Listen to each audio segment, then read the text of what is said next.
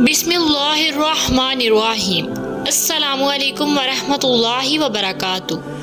حضرت ابو ہریرہ رضی اللہ تعالیٰ عنہ سے مروی ہے کہ جناب رسول اللہ صلی اللہ علیہ وآلہ وسلم نے ارشاد فرمایا، تمہاری قسم کا وہی مفہوم معتبر ہوگا جس کی تصدیق تمہارا ساتھی قسم لینے والا بھی کرے گا۔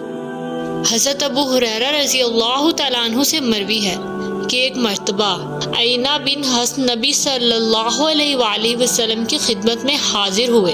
انہوں نے دیکھا کہ نبی صلی اللہ علیہ وآلہ وسلم حضرات حسنین رضی اللہ تعالیٰ عنہ میں سے کسی ایک کو چوم رہے ہیں۔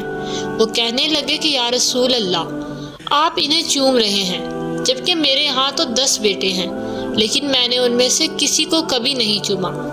نبی صلی اللہ علیہ وآلہ وسلم نے فرمایا، جو کسی پر رحم نہیں کرتا اس پر بھی رحم نہیں کیا جاتا۔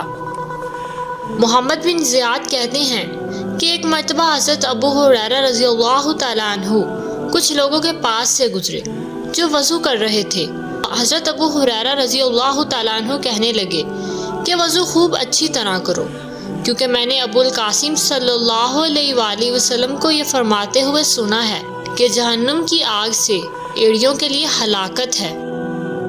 حضرت ابو ہریرہ رضی اللہ تعالیٰ عنہ سے مروی ہے کہ جناب رسول اللہ صلی اللہ علیہ وآلہ وسلم نے ارشاد فرمایا، میری امت کا سب سے بہترین زمانہ وہ ہے جس میں مجھے مبعوث کیا گیا ہے، پھر اس کے بعد والوں کا زمانہ، پھر اس کے بعد والوں کا زمانہ سب سے بہتر ہے۔ اب یہ بات اللہ زیادہ جانتا ہے کہ نبی صلی اللہ علیہ وآلہ وسلم نے تیسری مرتبہ بھی بعد والوں کا ذکر فرمایا یا نہیں۔ اس کے بعد ایک ایسی قوم آئے گی جو موٹاپے کو پسند کرے گی اور گواہی کے مطالبے سے قبل ہی گواہی دینے کے لیے تیار ہوگی۔